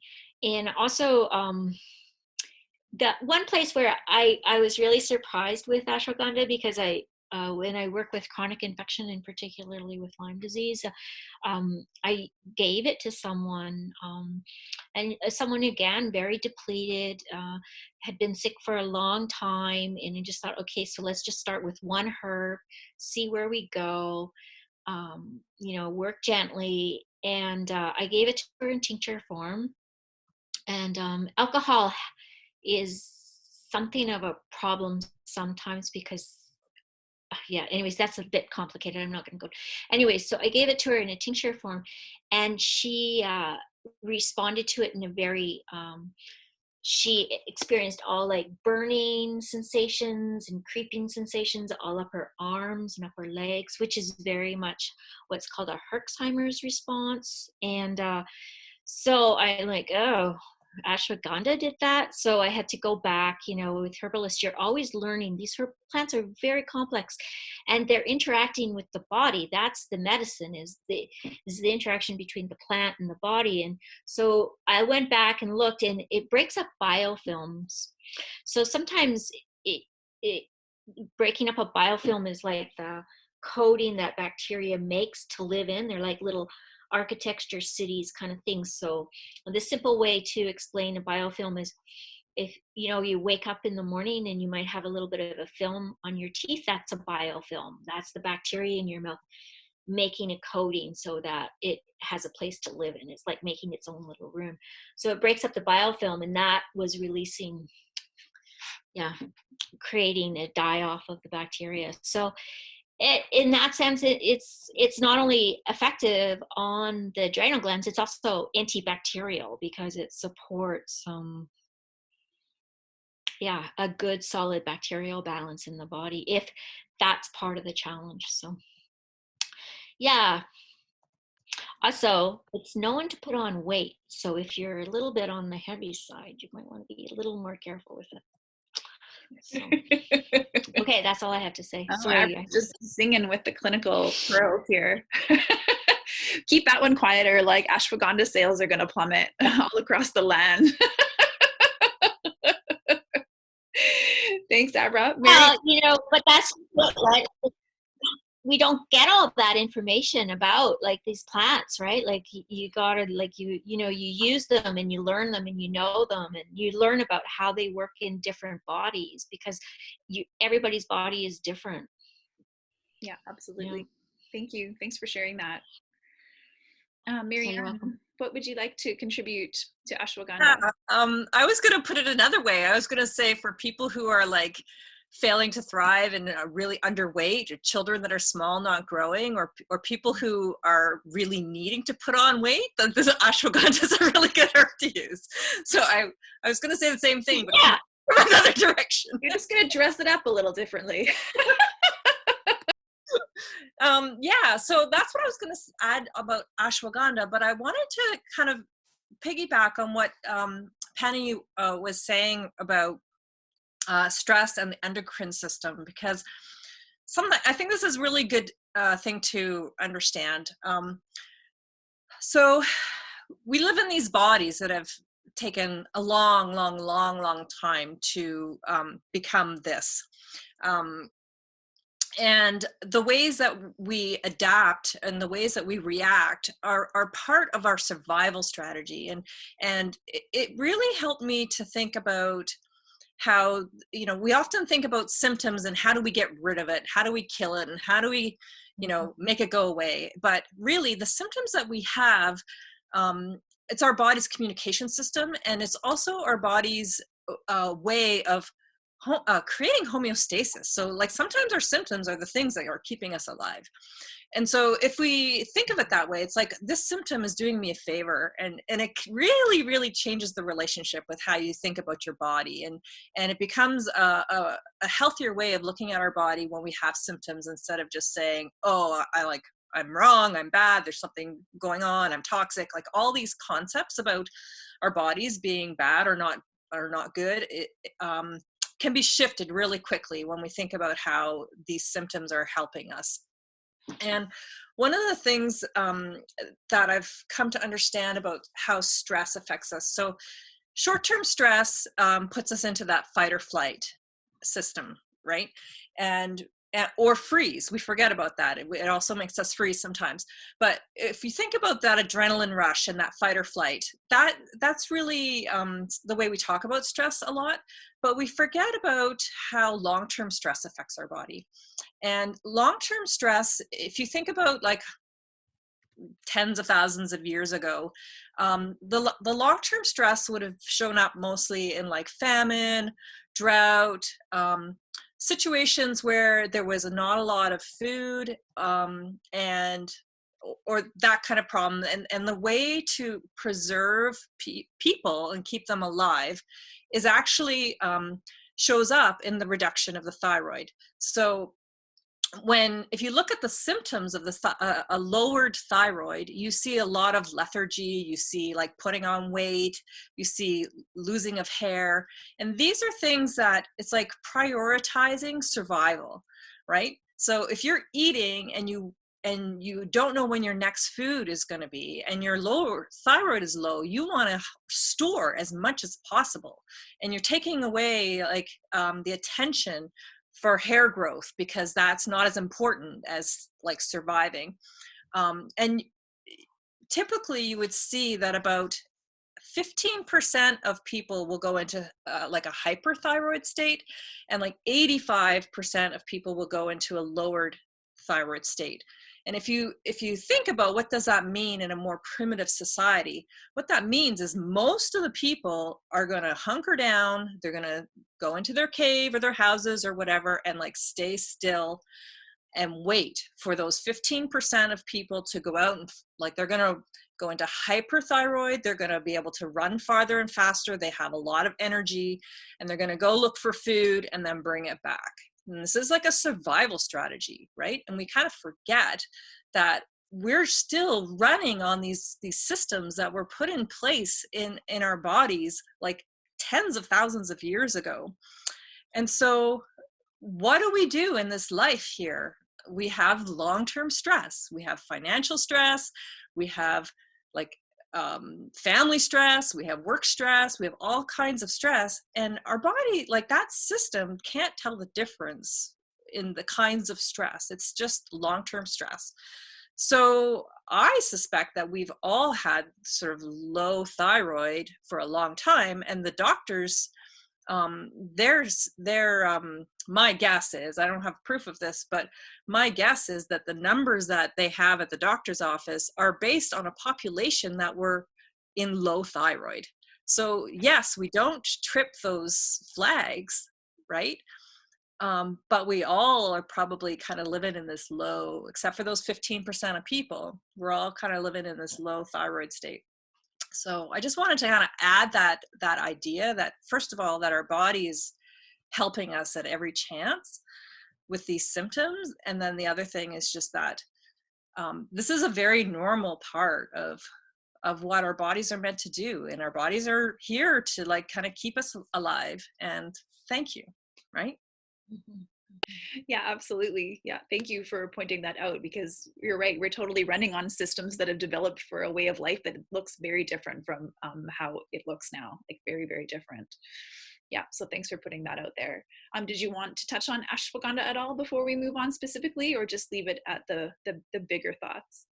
Oh, I just mostly wanted to just touch in on like the weight gain thing and how useful that is. If you have a child who's very small and who's not growing well, or somebody who's been sick for a long time and or is elderly and is at a very low weight, this can be really helpful to help them to kind of, ashwagandha was the herb, like strong as a horse kind of herb, right? So and if you think of what horses eat, they don't eat a lot of meat, like they don't eat any meat. They get strong, and they're doing so on basically like green grass and grains, right? So ashwagandha is something that just helps you to build tissue, build body. Wonderful. Thank you for that, Marianne. Yeah. Awesome. Victor, go ahead. Did you have something you want to share for ashwagandha? Yeah. So ashwagandha is a herb that comes from the tradition of Ayurvedic medicine. And in Ayurveda, it's said that it is mostly well suited for people that have either a Vata constitution or a Kapha constitution. And so just quickly, Vata is the constitution that is comprised of the ether and the air element. And the Kapha constitution is water and earth. And so if ashwagandha is given to someone with a Pitta constitution, which is the constitution of fire and water, they're more likely to experience aggravation. And so, like a pitta condition is like burning eruptions on the skin.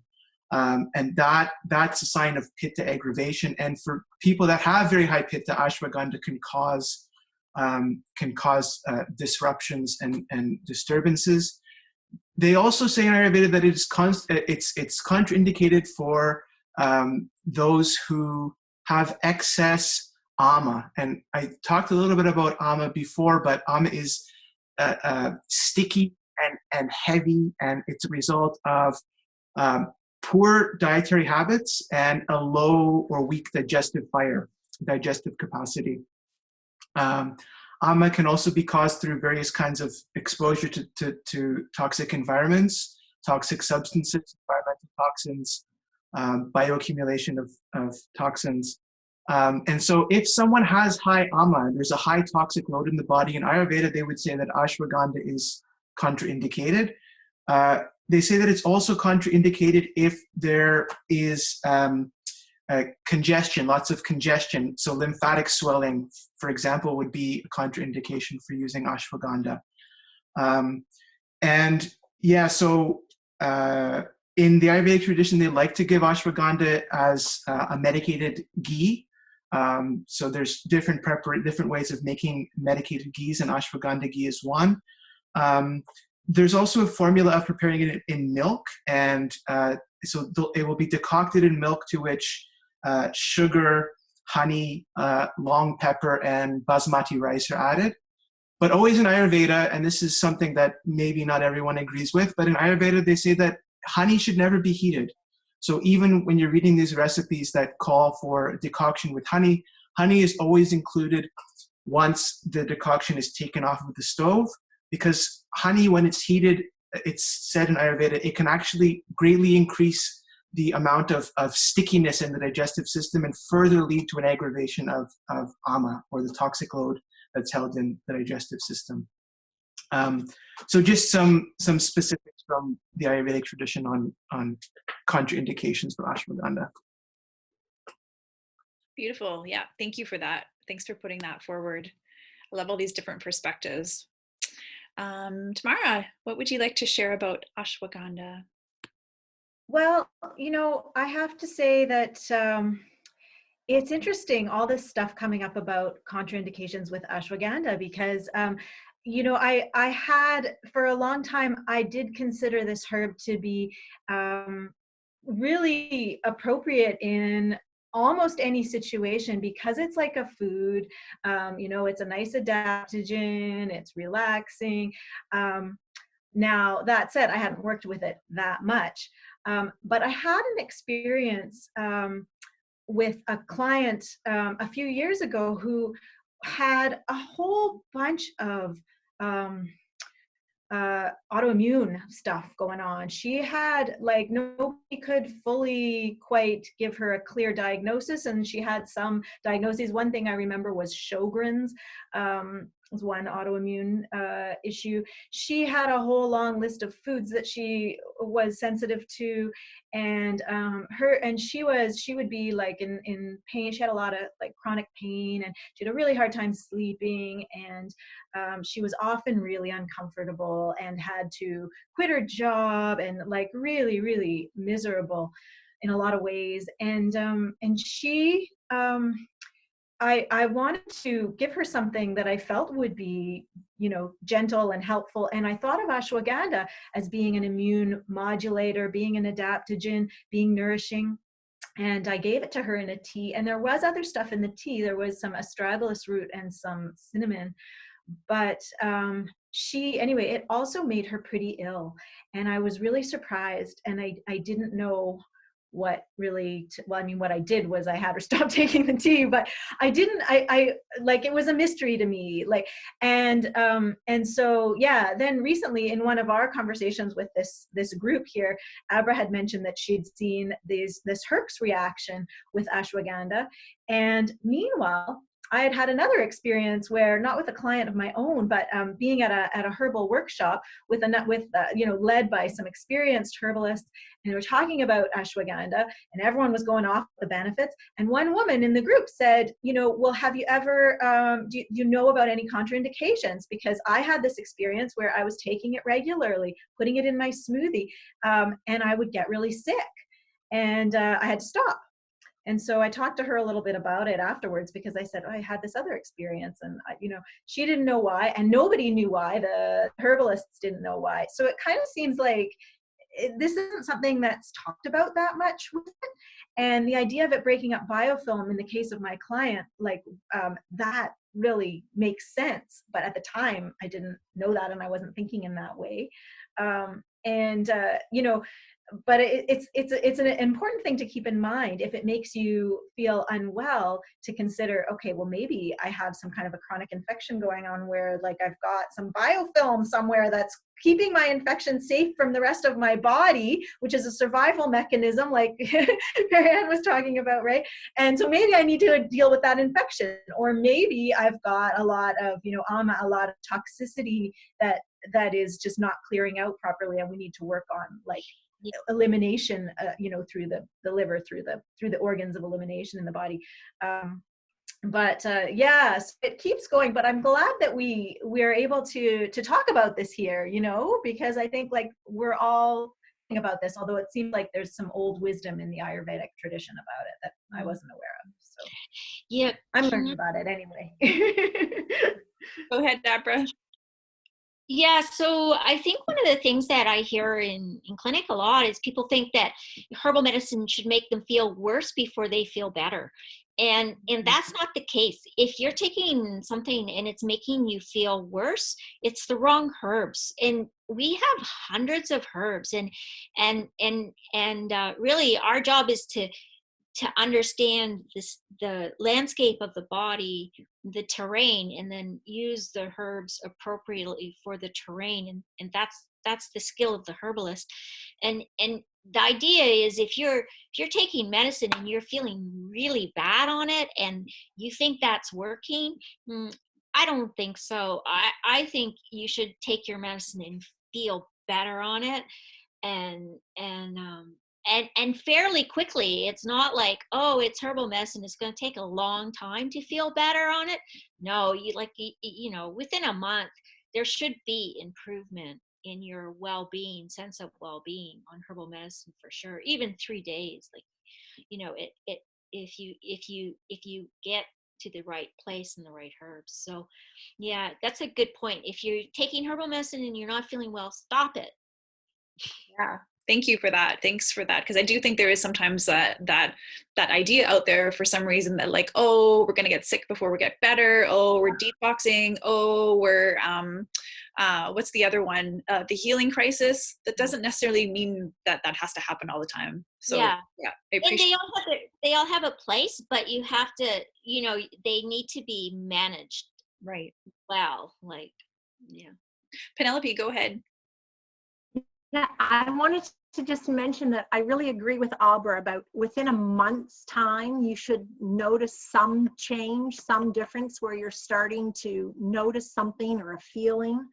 But also to note, though, that if you have allowed yourself to be ill for 5 years or 10 years, and you expect to come to a herbalist and boom, magic, you're going to be better in a month, that's not going to happen. If you allow yourself to be so depleted and so many issues compile, it's going to take a while to work through this process. It's a great way to do it, but you also just have to know you need patience and just work with the plant, and you will heal. Mm-hmm. Mm-hmm. Yeah, thank you for that. Absolutely. I love that we're having this conversation, because this is where we get into the nuance of using the herbs and herbal medicine with people. But I also just want to reiterate for everyone that's attending this evening that just because, we see a bad reaction or an unpleasant reaction in a very small percentage of the population doesn't mean that herbs are scary or dangerous. This just speaks to, again, that nuance of like, when is that herb going to work for you? And you know, if it makes you feel bad, just stop. Like it's just stop it. It's really easy to correct course, and it's not. Go ahead, Penelope. Yeah. Just to what you're saying right there, 90,000 people die annually from over-the-counter drugs. Yeah. In their, you know, they just pick up in the pharmacy. So herbs, not the same, but 90,000. So it's just important to remember that. Exactly. Like, keep it in perspective, keep it in context. Like, yes, there is a very small percentage of people that might have a weird little idiosyncratic reaction to using a certain plant that we don't see common.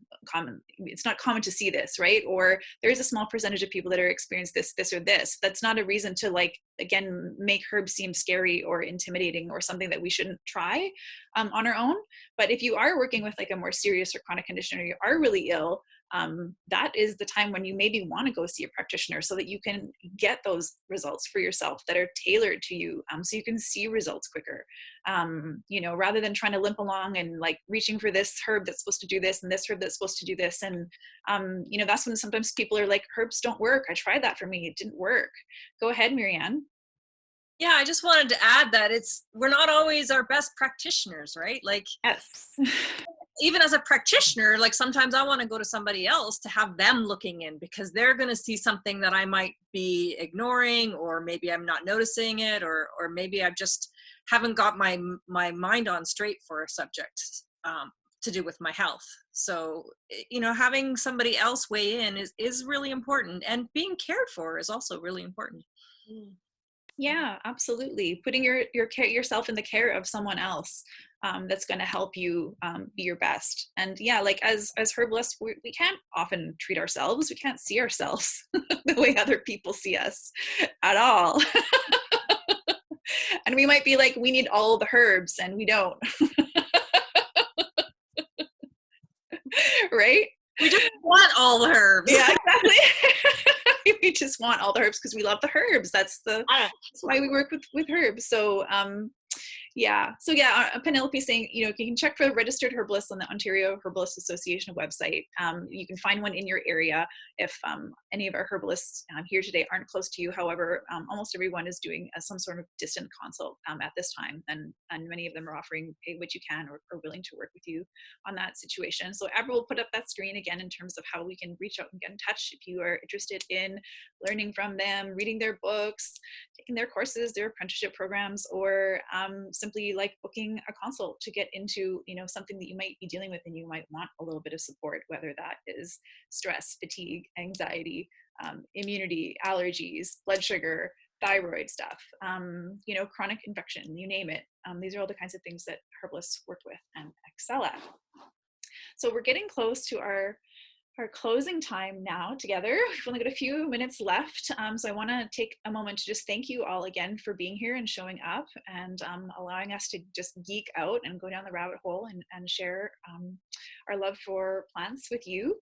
And we want to know if you have any requests for future webinars. We've thrown out sort of a few ideas, some things that we can talk about, but if there's anything that kind of like jumps up for you that you want to know about, just throw it in the chat. And you know, we're not married to any one topic. Yeah, it will be next month. Our next scheduled meeting is the first Wednesday of the month, which I believe is June the 3rd.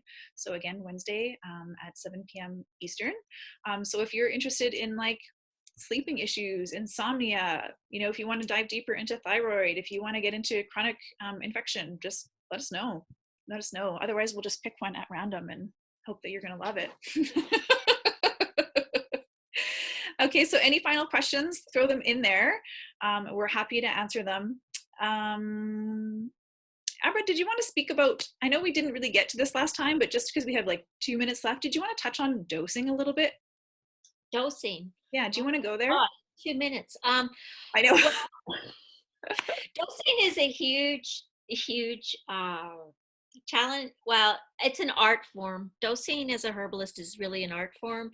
And really, you're looking at the medicine is in relationship to the body in relationship to the medicine, and this overall state of health, the quality of the herbs, how the herbs prepared, what kind of medicine is inside the plant, and how that affects the body. So all this has to do with dosing. And I spent a lot of time teaching my clients how to dose herbal medicine for themselves, and that's a big thing I do.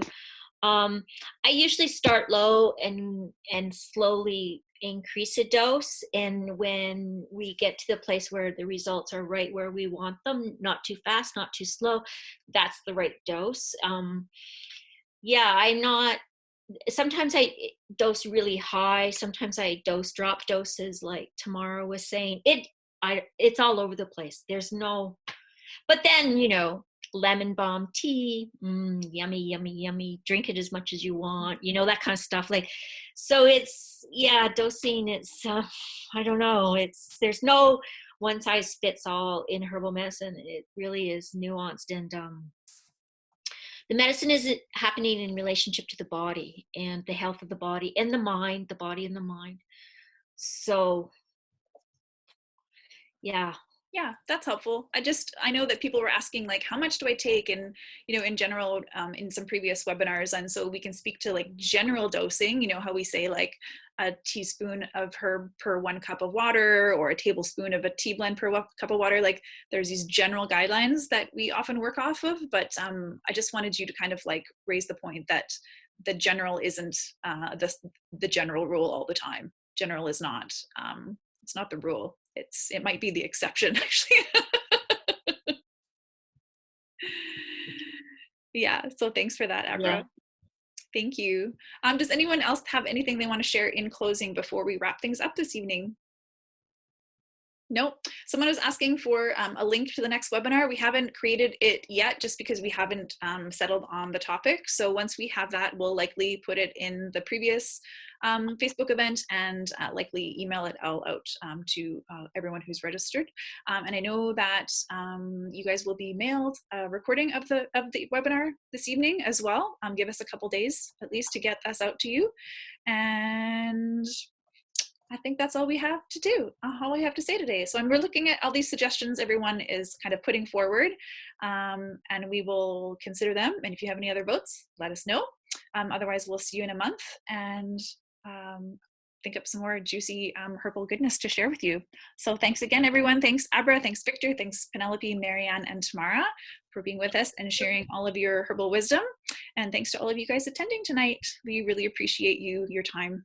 And get out there, get outside, get in the garden, take care of yourself, nourish yourself, connect with the plants. Alrighty. Thank you, Jan. Good night. Thank you. Good night. You're welcome. Bye. Good night. Thank you. Bye. Sleep tight. Dreams.